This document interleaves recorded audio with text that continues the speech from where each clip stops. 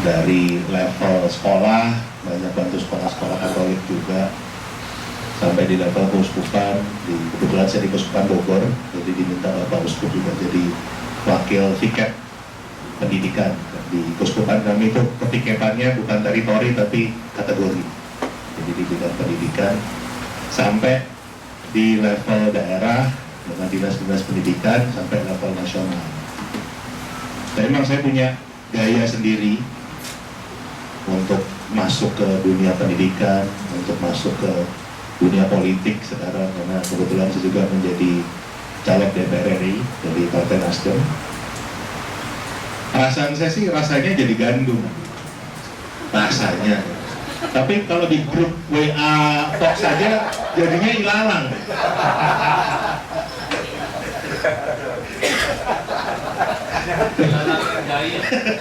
Jadi tiap posting pasti rame. Jadi kayaknya ini jadi ilalang. Jadi bingung, saya ini gandum apa ilalang.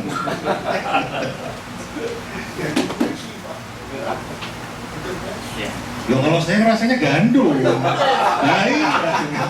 Tergantung yang lihat, Pak. Mungkin itu Romo yang mau saya sharingkan. Terima kasih. Ilalang yang dilaburi. Pak Indra singkat, jadi ada bonus satu lagi Romo. Bonus satu lagi. Tadi kan dari aman ya Romo, aman juga supaya adil. Ini dari Amin. Prabowo. Selamat siang Romo, selamat siang teman-teman dan Bapak Ibu. Sebelumnya mohon maaf karena saya tadi terlambat, jadi tidak mengikuti sesi sebelumnya, jadi saya lebih clear dan tahu apa yang terjadi.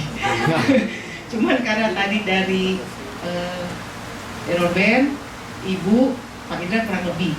Kalau pertanyaannya merasa jadi gandum atau menjadi ilalang, semua orang, walaupun dia ilalang terburuk yang injak-injak sekalipun, saya percaya dia berniat menjadi gandum. Demikian juga saya, demikian juga Pak Indra.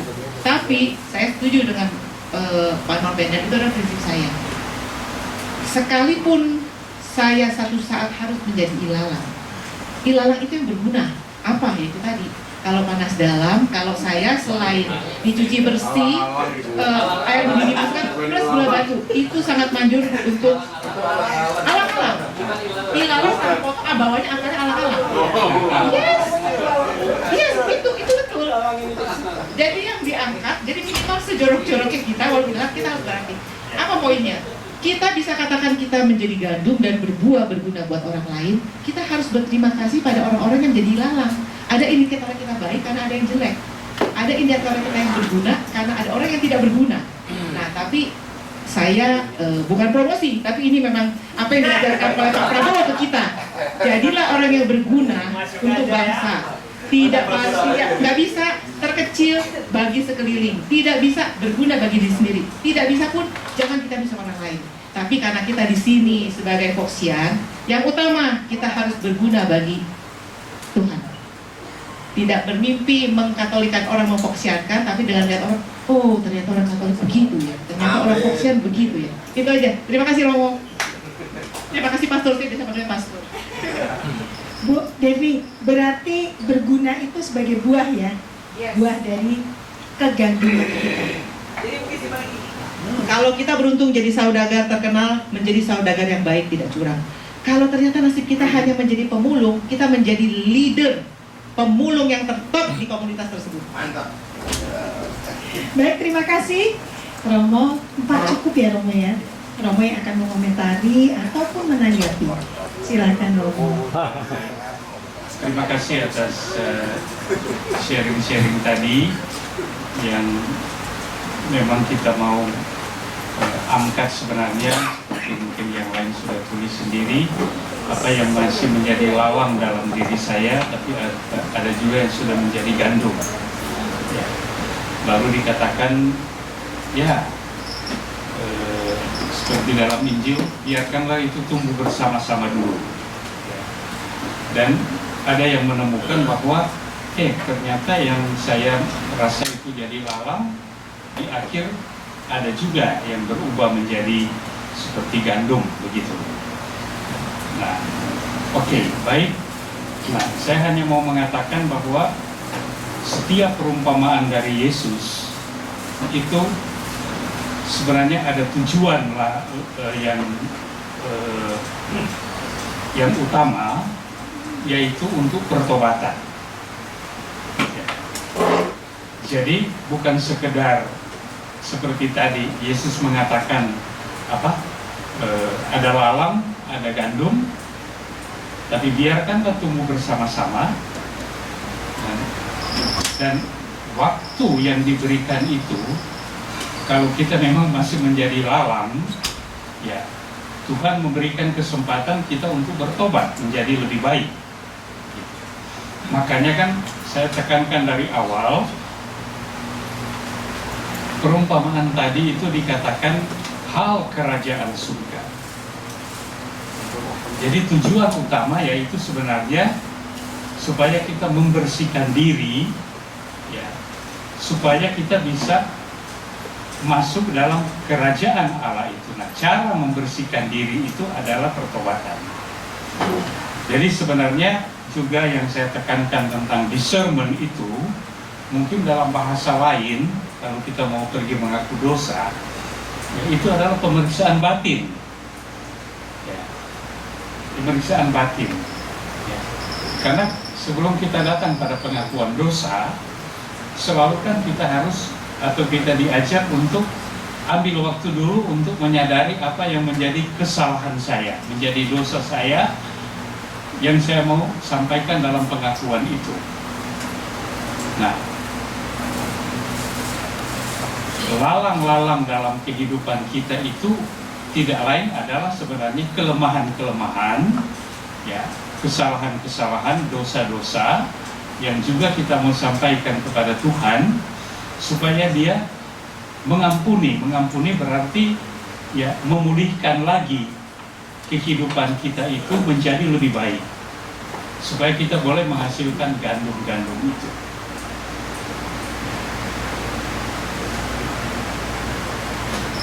Itu ya. Jadi apa yang dikatakan tadi benar, bahwa ya pengalaman-pengalaman kita sendiri ya mengatakan hal itu. Bentuk-bentuk konkret lain dari lalang sebenarnya ya mungkin kalau saya katakan pernah saya punya sikap tidak sabar, atau saya jadi pemarah ketika saya menjadi pemimpin misalnya. Tapi kemudian saya menyadari ya saya tidak bisa terus dalam keadaan demikian. Proses katakanlah pertumbuhan bersama itu adalah juga proses pemurnian. Mungkin itu saja. Lalu mungkin saya jawab dulu pertanyaan tadi ya tentang discernment itu ya. Belum yang tentang apa itu? Es krim tadi.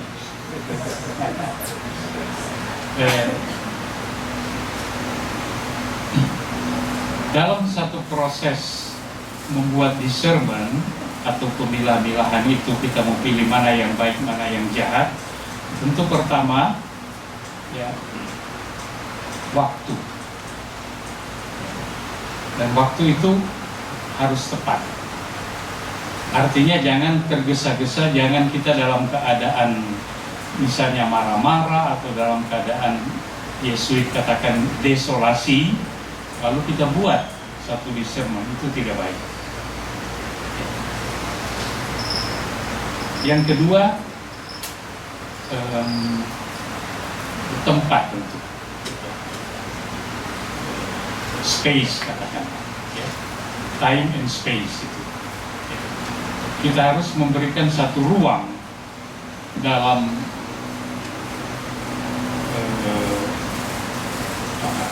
maksud kita itu, supaya dalam ruang, jangan ruang yang sempit, ruang yang nyaman katakanlah, untuk saya membuat discernment itu.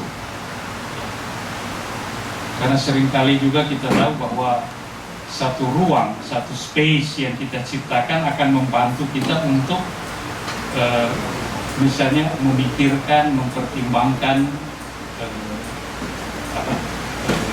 apa yang ingin kita capai.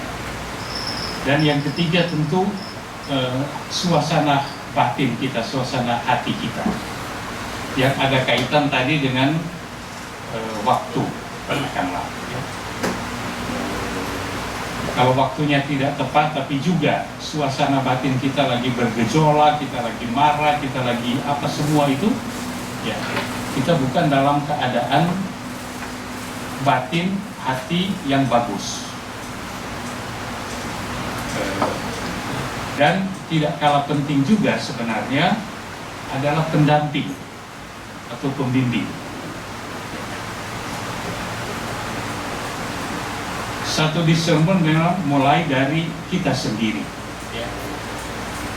Tetapi kita membutuhkan seorang yang kita anggap sudah lebih berpengalaman, yang sudah lebih katakanlah mempunyai wawasan, atau yang kita anggap ya, orang yang bisa membantu kita percakapkan dengan dia.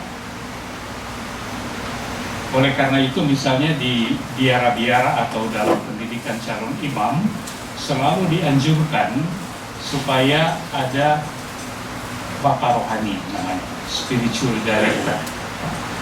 Kita bisa mengisahkan perjalanan hidup kita kepadanya, ya. Bahkan ketika saat kita harus memilih apakah saya mau lanjut atau tidak, ya kita bicarakan, walaupun keputusan terakhir pada kita, ya. Tetapi ya betapa pentingnya seorang pendamping untuk kita. Dan saya kira kita juga mengalami hal ini, ya. Jadi 3 faktor itu saya kira sangat penting untuk mengadakan satu discernment. Nah, memang kalau kita berada dalam satu lingkungan, katakanlah masyarakat seperti itu, dalam sekarang suasana mau pemilu, ya, lalu kita mau memilih antara saya mau menjadi caleg atau saya hanya katakanlah menjadi caleg, tingkat mana? Ya, tingkat 2, tingkat 1, tingkat pusat, ya. Lalu kemudian kendaraan apa yang saya mau pakai, ya, dan lain sebagainya, ya. Ada yang barangkali sudah dari awal katakan saya jelas dengan ini, tapi ada yang harus memilih-milih dulu, memilah-milah, ya, membuat discernment itu. Nah, discernment penting untuk itu. Mungkin itu satu gambaran patokan katakanlah umum. Ya.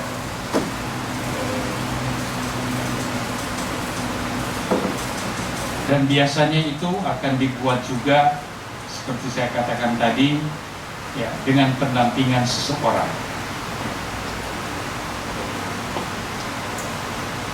Misalnya di seminari-seminari biasanya dikatakan setiap frater itu harus punya bapak rohani, atau ya sebenarnya itu kurang tepat lagi, bisa juga ibu rohani. Dan diberikan kebebasan. Memang karena tujuannya itu lebih rohani, maka dulu dianggap romo-romo itu yang paling rohani.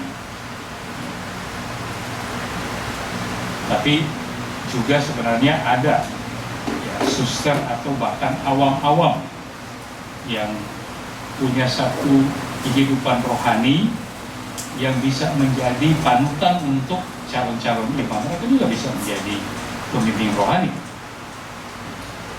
spiritual director, gitu ya.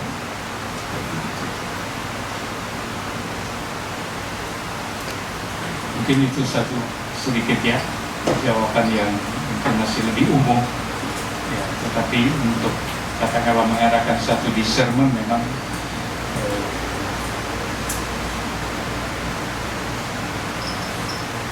mungkin orang awam itu masih sedikit kurang diajarkan, ya. Tapi sebenarnya bagus juga kalau kita sedikit tahu tentang itu. Oke, saya lanjut dulu dengan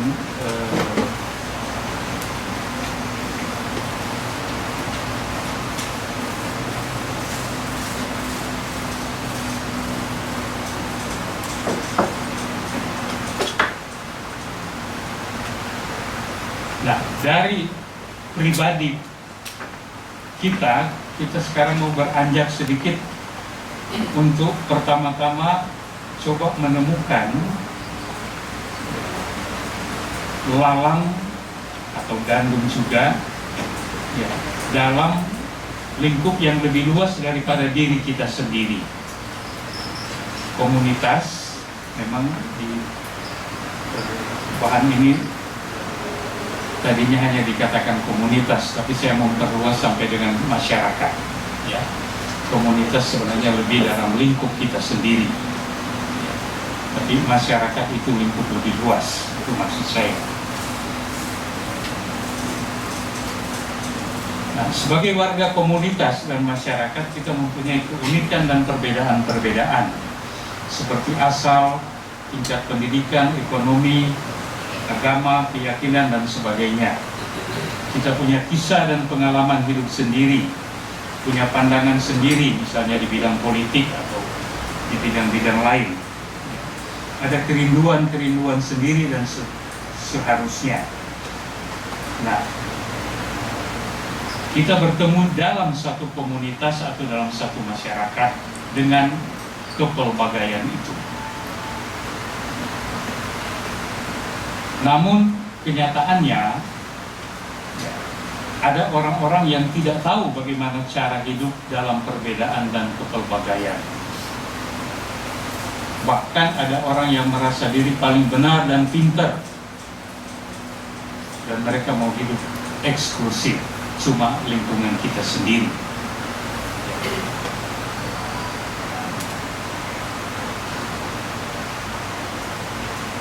Dan kali juga kita lihat ya, di tengah-tengah lingkungan kita ada suku-suku tertentu atau kelompok-kelompok yang lebih suka mau berkumpul sendiri gitu.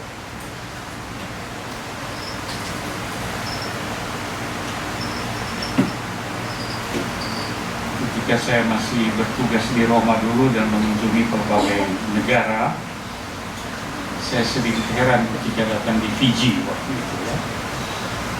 Dan kita tahu bahwa Fiji itu ada banyak juga imigran dari India, dan memang mereka membentuk ghetto-ghetto ya, lingkungan-lingkungan hidup sendiri di mana cuma ada orang India ya.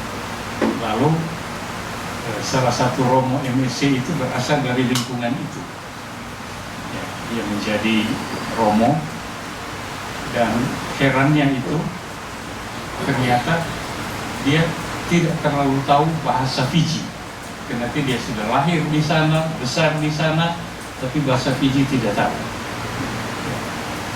Nah, itu akibat dari eksklusivisme itu ya, itu satu contoh saja. Nah, ketika satu saat saya berjalan dengan dia di mobil ya, lalu ada juga satu Romo Indonesia di situ, teman saya ya, yang hanya datang sebagai misionaris ya. Lalu mampirlah kami di satu kampung di mana orang hanya berbahasa Fiji ya, bahasa Inggris juga, tapi dalam pergaulan hari-hari lebih banyak bahasa Fiji ya. Yang punya kepentingan sebenarnya teman saya yang berasal dari kelompok Fiji, India itu kan. Tapi ketika bercakap-cakap, menyampaikan keperluannya kepada orang setempat, yang menjadi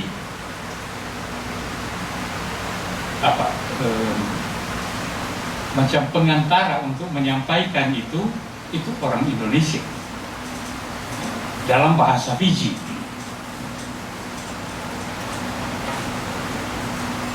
Ya, itu satu contoh ya, yang misalnya saya ketemu, karena dia lahir di situ, sudah besar di situ, sudah di Romo berapa puluh tahun, nah, ternyata tidak tahu bahasa Fiji.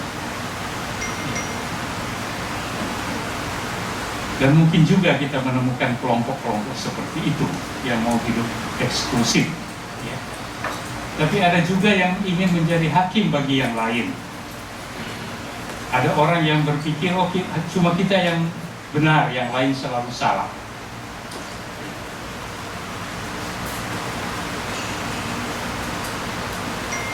Saya kira ya tidak menjadi rahasia ya kita menemukan kelompok-kelompok seperti ini di masyarakat kita. Sehingga kalau mereka turun ke jalan demo itu seakan-akan Indonesia itu cuma mereka, yang lain bukan Indonesia, yang lain bukan NKRI, dan seterusnya. Nah, perumpamaan di atas tadi juga ingin membantu kita untuk tidak jatuh dalam pencobaan seperti ini, yaitu mau menyendiri,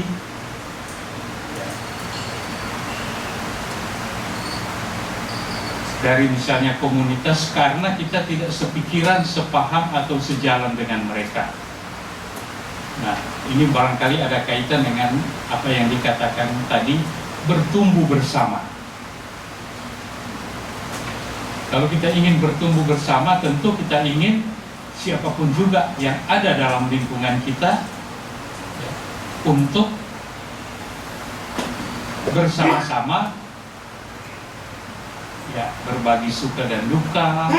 Kita boleh sharing, kita boleh ya mencapai sesuatu bersama untuk kepentingan bersama. Tapi kalau kita menjadi eksklusif kan, ya yang tidak cocok dengan saya, oh kamu salah, dan lain sebagainya. Nah,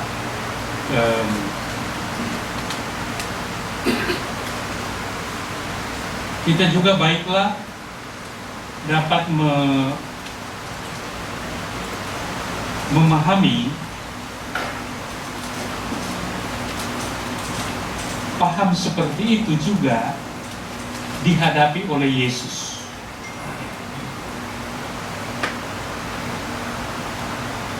Dan dia ingin juga merubah itu.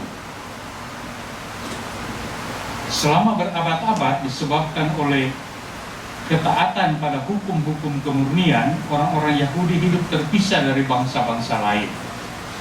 Ya, misalnya kita melihat contoh, orang Yahudi tidak mau bergaul dengan orang Samaria, ya, karena orang Samaria itu selalu dianggap rendah, seperti itu. Maka ketika Yesus melewati jalan daerah Samaria, dia langsung dikecam. Yesus salah karena melewati bangsa yang dianggap rendah. Nah, itu kesombongan juga dari orang-orang Yahudi pada waktu itu. Nah, jadi mereka katakanlah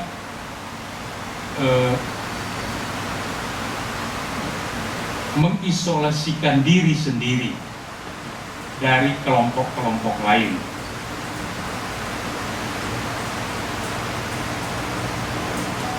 Nah, ketika Yesus datang dan memberikan satu ajaran baru tentang cinta kasih yang melampaui batas-batas seperti tadi, ada orang yang bertobat, tapi ada orang juga yang masih tetap mau hidup seperti sebelumnya, sebelum Yesus mengajarkan itu, yaitu taat pada hukum-hukum, mengisolasikan diri dari orang lain. Nah, ini yang dikatakan sudah menjadi gandum, apa yang masih menjadi lalang, tapi juga bagaimana lain-kali masih ada campuran antara keduanya itu, dan bagaimana itu nampak di dalam masyarakat kita. Nah, kalau begitu, apa konsekuensinya? Berkaca pada perumpamaan itu, dengan siapakah saya merasa lebih sejalan? Apakah dengan para pekerja yang ingin mencabut lalang, atau dengan pemilik tanah yang memerintahkan untuk menunggu sampai waktu panen? Waktu yang tepat itu adalah waktu panen. Jadi ini sedikit refleksi. Saya memakai yang sudah disampaikan oleh panitia, tetapi juga coba untuk memperluasnya, menggali lebih dalam, terutama dalam konteks dari Bapak Ibu yang terlibat langsung di dalam kehidupan masyarakat, entah itu kehidupan dalam masyarakat politik atau ekonomi atau apalagi sosial. Ya, kita di sini ternyata punya pengacara juga yang tentu hati nuraninya selalu akan dicoba, diuji ya dalam menghadapi persoalan hukum ya, seperti ditanyakan tadi. Baik.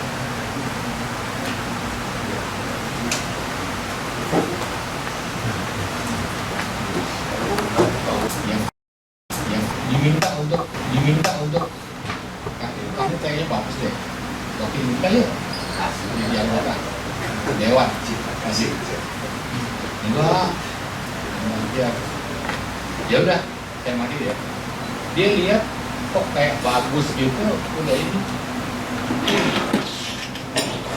Saya ngomong jelek loh. Ini bukan satu dua loh. Kayak apa? Lalu kemudian yang benar-benar berkaitan dengan Poskoy, itu ada satu tempat di mana mereka itu selalu berinisiatif menjelek-jelekan calon lain yang tidak disukai. Padahal udah bolak-balik dibilang pakai bahasa mulai dari yang paling canggih ala Mas Indra sampai yang paling sederhana. Kalau mau mengkampanyekan jagoanmu silakan, tapi jangan menjelek-jelekan jagoan orang lain. Di mana hal tersebut hampir selalu mengakibatkan debat kusir yang ujung-ujungnya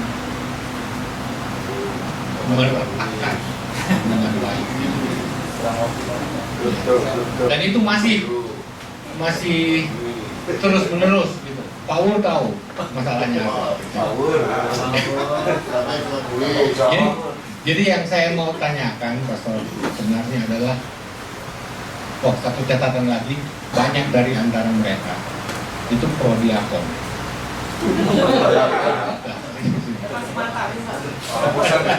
Oh enggak, beliau jadi maksud saya Pastor, ini kan di gereja selalu diajarkan ampun, kasihilah musuh-musuh, bukan cuma mengampuni, kasihi, itu ajaran Cina. Tapi pada kenyataannya dalam kehidupan sehari-hari, orang-orang yang dikenal tapi berbeda pandangan itu bisa seolah-olah musuh. Gitu. Ini saya tidak mau mengatakan mereka adalah ilalang karena nanti seolah-olah kita yang benar, mereka yang salah. Tetapi nada kebencian, nada iri, dengki dan sebagainya itu sangat kental. Bagaimana caranya menyikapi, didiamin ya juga, diajak ngomong, ujung-ujungnya berdebat. Jadi bagaimana cara terbaik untuk menghadapi hal hal. Terima kasih, Pastor. Ngomong ke masuk. Pastor.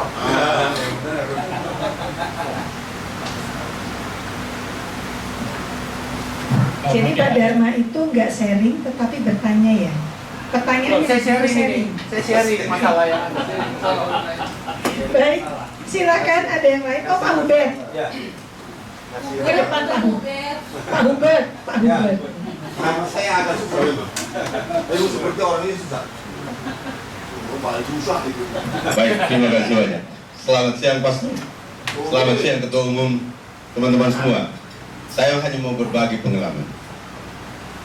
Yang tadi sesi 1 dan 2 kita dengar, terus kita bicara ilalang. Kapan ilalang itu bisa hilang? Nah, pasti jawabannya tidak bisa. Nah, saya juga tidak tahu ilalang itu seperti apa, gandum itu seperti apa, saya belum pernah lihat pohonnya. Ya, jadi saya katakan saya kabur itu bahasa-bahasa karena di dalam kitab suci itu semua dibawa dalam perumpamaan. Perumpamaan itu harus diterjemahkan dengan benar. Kalau salah menjadi salah semua. Karena itu perumpamaan tentang kerja dirinya Tuhan. Nah, saya jadi pendeta. Saya pengalaman saya begini, Pastor. Saya ketua HAK Dekenat yang membawahi 10 paroki besar di Kota Bekasi. Dengan pengalaman yang luar biasa. Orang politisi semua itu dari Jakarta kalau mau belajar politik datang ke Bekasi.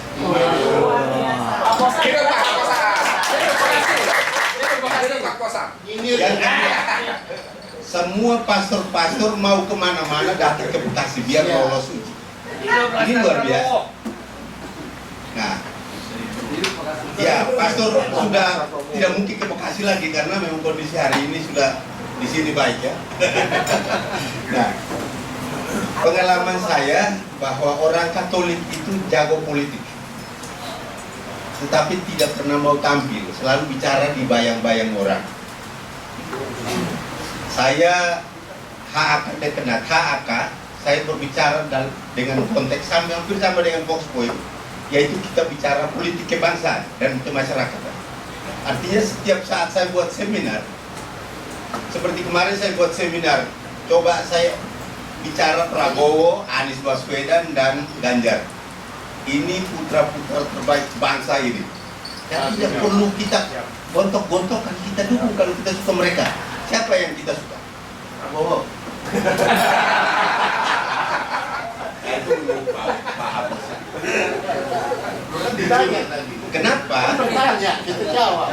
Pertanyaan yang saya tidak puas dengan semua. Kenapa hierarki ikut membuat konsep tentang persoalan 98 dibawa ke Prabowo, persoalan sudah tua dibawa ke Prabowo. Mantap. Bagaimana orang Katolik tidak bisa memberi edukasi tentang politik, kesederhanaan dan cinta kasih itu?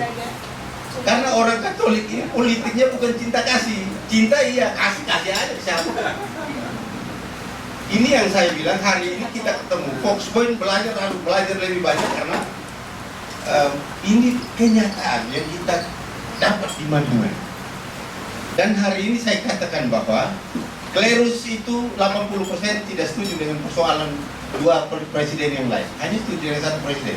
Karena presiden yang satu itu adalah presiden nasionalis, padahal yang lain juga nasionalis. Siapa yang bilang tidak? Kita jangan berteriak. Tadi saya ingat betul ayat yang dibacakan oleh pastor. Keluarkan kan balok dari matamu sebelum keluarkan balok dari mata orang lain. Kalau di kitab suci itu balok pak, itu balok pak.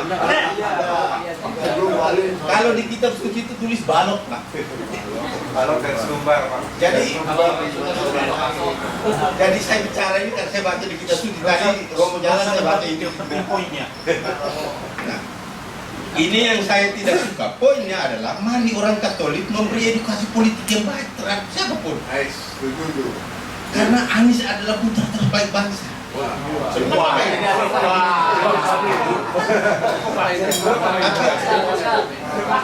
Apa? Ganjar putra terbaik bangsa. Prabowo putra terbaik bangsa. Kaosnya belum dikasih saya loh. Ini kan slogannya begini. Orang Jawa, orang yang mau jadi presiden Republik ini harus nama belakangnya O. Berarti teman kita yang satu nggak ada O-nya. Wah. Ayo. Kalau saya bilang Pak Anies Baswedan tidak ada O-nya. Ada Anies Baswedan dulu. Nah, harapan saya Foxpoint harus sabar menghadapi politik hari ini. Seluruh gereja Katolik, hampir seluruh klerus, tapi pastor ini, karena saya bicara nanti bukan pastor yang ini bicara, tidak pastor yang lain, klerus yang lain mengatakan bahwa hari ini mereka mendukung yang lebih warnanya lebih terang. Apa tuh? Merah begitu kira-kira Pak. Foxpoint Foxpoint harus berani menghadapi tantangan itu. Fox Point harus memberi jawaban-jawaban yang pasti terhadap orang-orang itu, sehingga kita akan dapat satu kader bangsa yang terbaik. Prabowo oke, Ganjar oke, Anies oke. Nggak ada O-nya. Iya, ini kan slogan orang dari partai ya. Kalau saya sampai kucing bertanduk 9 tidak mungkin jadi presiden karena tidak ada O-nya. Iya kan? Harapan saya hari ini, marilah kita rame-rame merebut pasar yang disebut gandum itu. Tapi tetap aja ada ilalangnya. Seperti Pak Indra tadi, saya tertarik sekali. Beliau katakan bahwa saya ini di luar itu rasanya gandum betul. Tapi kenapa di grup saya sendiri jadi ilalang? Ini kemarin kita belajar dari sikap itu, dari semua persoalan. Itu rasanya. Ya. Gandum itu rasanya. Saya dari dulu kenal senior yang namanya Pak Wur. Pak Wur itu kalau disuruh bicara di depan paling mau, tapi ngelawak. Kalau ngomong yang serius nggak mau. Ya, Pak, itu saya kira gambaran saya. Saya sekarang sudah 8 tahun jadi ketua HAK Dekenas, dan besok saya mengundurkan diri, sudah capek. Kebenaran sekretaris saya duduk di depan itu. Yang mana, Pak? Ini Rio, karena bendahara saya ada di sana, Ibu Magdalena. Jadi HAK itu doyan masuk Fox Point. Oke, uang. Karena politiknya hampir sama. Nah, kunci terbaik seperti apa orang Katolik mengedukasi teman-teman yang lain, pasti. Itu harapan saya untuk mencapai titiknya orang Katolik bisa mengedukasi, karena orang Katolik selalu bicara cinta kasih. Tapi cinta kasih hanya di mulut. Di dalam Imamat 9 kan dia bilang, jangan berpura-pura dengan cinta kasih. Apa sesungguhnya yang terbaik? Tapi kita banyak teorinya, cinta kasih di belakangnya tidak. Harapan saya pastor hari ini memberikan edukasi kepada kita yang ada di sini, keluar dari sini, coba menerapkan cinta kasih sesuai dengan hati nurani. Terima kasih. Selamat siang. Oke, baik, terima kasih. Masih bisa nggak? Masih. Barangkali nanti Masih Pak Irfan nih. ada Perwakilan saatnya. Seperti tadi saya katakan, Perwakilan aja. sesi kelima itu ya mungkin lebih Satu lagi. Biar sekalian. Bentar, Romo. ya Panggung promo. Mohon maaf, kita kembali ke topik, Ya. kita kembali Ya. ke tujuan dari retret ini, bahwa nanti kita bisa lihat jadwal bersama. Besok akan ada pleno atau sharing kelompok, jadi manfaatkan untuk besok. Karena kalau ini nanti masing-masing dari mitra-mitra berbicara, nanti tujuannya sudah berbeda. Terima kasih. Kayaknya bagian pleno untuk Pak Irfan dari dulu. baik. Saya kira baik saya melanjutkan dulu refleksi saya. Nanti kan seperti kita sudah katakan, sesi kelima itu khusus untuk pembicaraan seperti tadi, pertanyaan-pertanyaan seperti tadi. Sebenarnya kan yang saya tanyakan tadi, sharing mengenai apa yang Anda rasakan, misalnya ketika melihat topik tentang gandum dengan lalang. Aduh, saya sebenarnya lalang yang paling menghambat dalam diri saya, misalnya rasa dengki. Ya, seperti itu. Ya, saya memahami bahwa memang retret seperti ini atau kebersamaan atau pembicaraan bersama seperti ini, apalagi di Fox Point, itu tidak akan terhindar dari selingan-selingan politik ini, seperti tadi sudah dikatakan. Tapi maksud saya adalah saya mau memberikan satu framework, katakanlah, kepada kita sebagai orang Katolik, ya, bagaimana kita menghadapi situasi-situasi seperti ini. Ya. Nah, topik yang disodorkan kepada kita oleh panitia adalah bagaimana kita mengenali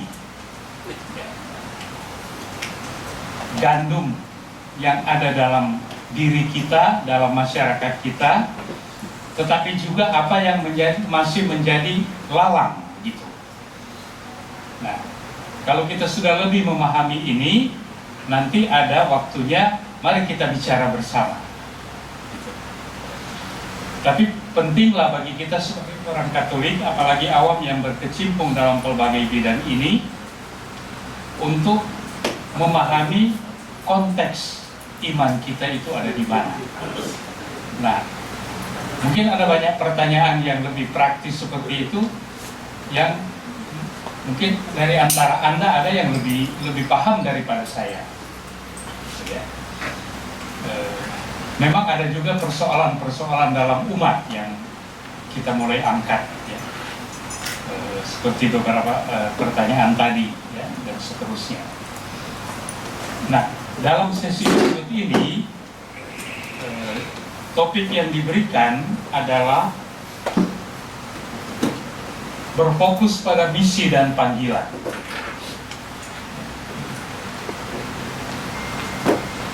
Untuk saya pentinglah kita memahami dulu, ya, bagaimana panggilan dan misi kita sebagai orang Katolik, ya, di tengah-tengah dunia ini, terutama ketika kita mengikuti perkembangan terakhir. Bagaimana gereja memahami misinya di tengah-tengah dunia, di tengah-tengah masyarakat ini. Ya. Nah, kalau kita mungkin lebih memahami ini, konteks ini, nanti kita akan mencari bagaimana, ya, persoalan-persoalan konkret yang kita mau angkat di tengah-tengah masyarakat kita, khususnya di Indonesia, apalagi di tahun politik ini, ya kita mau hadapi.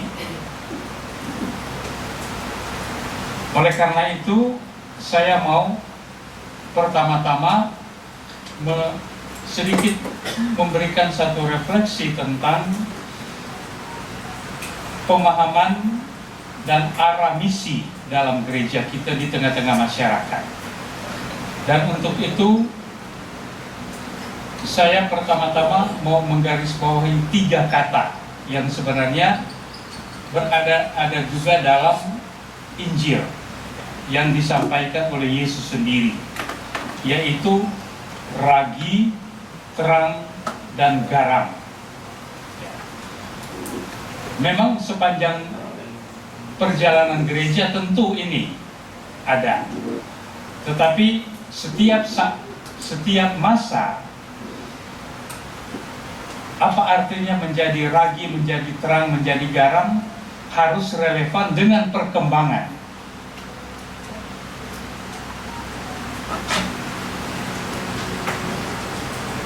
Kita tahu bahwa Konsili Vatikan kedua yang berlangsung tahun 1962 sampai 1965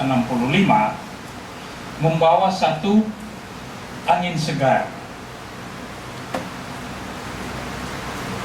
termasuk dalam memahami apa misi gereja itu, apa yang menjadi tugas panggilannya, apa yang menjadi perutusannya.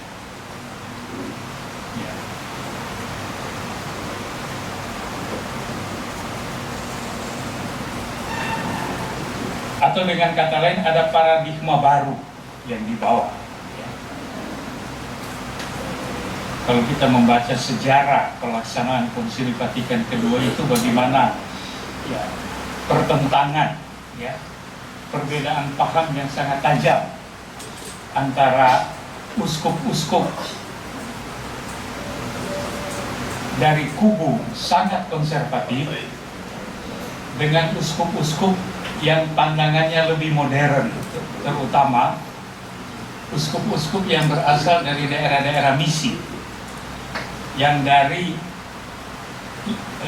lingkungan pastoral, berhadapan dengan uskup-uskup, terutama kardinal-kardinal di Vatikan, yang cuma berkutat di dunia mereka itu, di kantor mereka itu. Ya. Tapi syukur bahwa toh keputusan terakhir adalah lebih ke arah supaya angin segar masuk. Itu yang diistilahkan oleh Paus Yohanes 23, aggiornamento.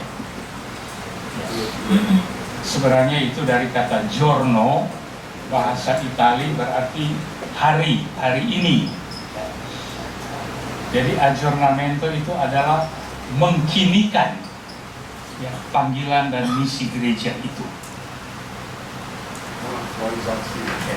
Nah, lalu oleh Paus Fransiskus melalui dokumen Evangelii Gaudium atau Sukacita Injil, dia mengatakan gereja itu harus bergerak keluar. Jangan menjadi ghetto sendiri, jangan menjadi satu kelompok yang cuma berpikir tentang diri sendiri, ya, yang cuma mau bekerja untuk diri sendiri, yang cuma mau mencari keuntungan untuk diri sendiri, seakan-akan yang mau selamat cuma orang-orang dalam lingkungan itu. Maka dia mengajak kita untuk bergerak keluar. Gereja yang bergerak keluar adalah komunitas para murid yang diutus, yang mengambil langkah pertama, ya, yang punya inisiatif, yang terlibat dan mendukung, yang berbuah dan bersukacita.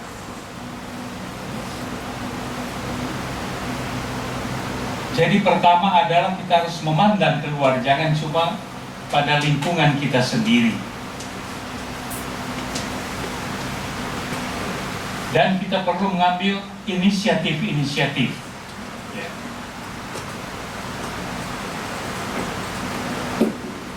Nanti kita lihat misalnya contoh bagaimana Paus kita ini sangat aktif terlibat berdialog dengan agama-agama lain. Ya. Bahkan menandatangani dan mengeluarkan dokumen-dokumen yang sebelumnya belum pernah ada. Ya. Dengan pemuka agama Islam misalnya, Al-Tayyib, ya.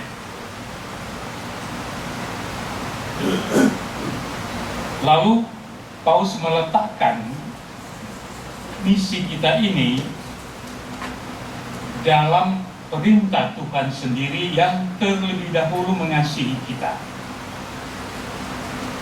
Oleh karena itu, kita dapat bergerak maju, berani mengambil prakarsa, keluar kepada yang lain, mencari yang telah jauh, berdiri di persimpangan-persimpangan jalan dan menyambut mereka yang tersingkir. Ya. Ini menjadi bagian penting dari misi gereja kita sekarang. Dan siapa itu gereja? Ya tentu kita sendiri yang utama. Maka kita juga diajak untuk itu. Seperti yang dikatakan oleh Sri Paus tadi. Nah, terutama dalam konteks hidup bermasyarakat yang majemuk,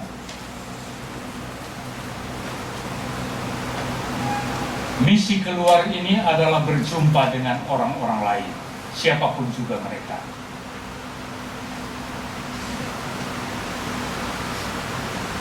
Misi di sini berarti berjumpa dengan orang lain.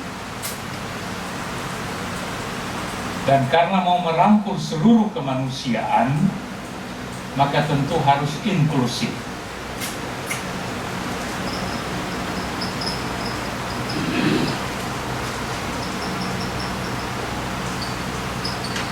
Bagi kita di Indonesia, misi sebagai gerakan keluar ditandai oleh perjumpaan. Ya, perjumpaan dengan siapa?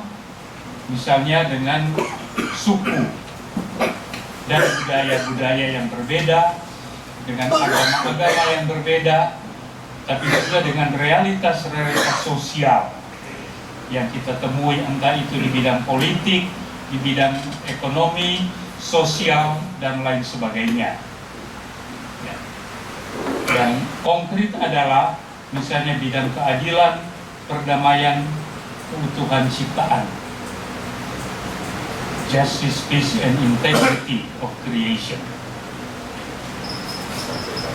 dan juga kenyataannya masih banyak kemiskinan di lingkungan kita. Ini juga satu realitas yang kita hadapi sebagai umat. Nah, dalam misi ini kita ikut terpanggil untuk menjadikan kehidupan manusia itu berkualitas. Memang tadi disebutkan misalnya contoh bagaimana sesama anggota umat saja, tapi cuma karena pilihan politik yang berbeda, ya, mau saling menjelekkan. Dan itu memang realitas yang ada.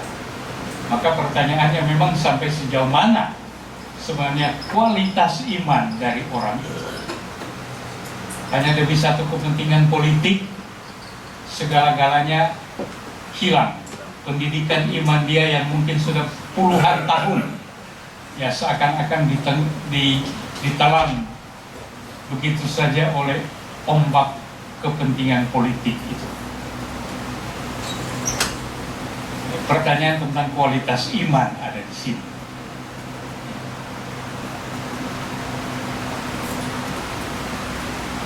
Bukan soal jumlah lagi yang sebenarnya menjadi utama dalam misi kita. Beda dengan tentu pada abad 16, 17 dan seterusnya, ketika dunia baru itu sudah mulai ditemukan. Lalu Columbus kemana sana dan diiringi dengan penginjilan dari gereja Katolik, ya, melalui kongregasi propaganda fide or the propagation of the faith, ya, di Vatikan. Ya. Tujuan utama itu supaya sebanyak mungkin orang jadi Katolik, bukan cuma jadi Kristen, jadi Katolik. Sehingga muncullah adagium yang terkenal dulu itu, extra ecclesiam catholicam nulla salus. Di luar gereja Katolik tidak ada keselamatan. Nah, itu adalah era ketika yang penting manusia, orang itu jiwanya mesti selamat dulu. Dan keselamatan itu cuma ada dalam gereja Katolik. Ya. Maka misionaris dulu penuh semangat, oh saya mesti pergi ke Papua New Guinea, saya mesti pergi ke Maluku, saya mesti pergi ke Afrika. Ya. Anak muda umur 20-22 tahun sudah berangkat. Ya.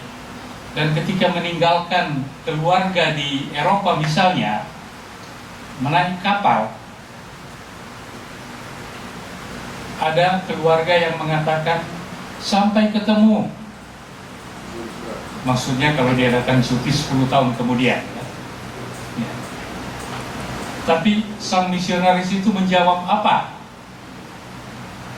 Oh ya, bukan, dia tidak menjawab, oh iya 10 tahun lagi ya kita ketemu. Tidak. Dia punya jawaban, sampai ketemu di surga. Ya, itu era waktu itu.